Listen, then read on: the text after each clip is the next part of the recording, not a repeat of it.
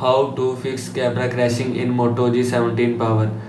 First of all, force stop camera. Open setting. Now in settings, scroll down, click on apps. Now here you will see app. Search camera app. Click on camera. Scroll down, click on force stop. After click on force stop your phone. Now go back.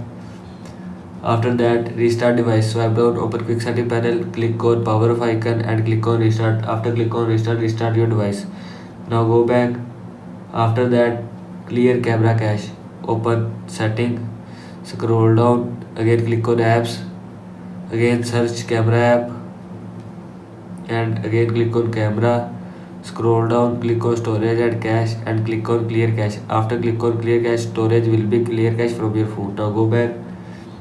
After that, reset all setting. Open setting, scroll down, click on system, scroll down, click on reset option and click on reset device setting and again click on reset device setting. All setting will be reset from your phone.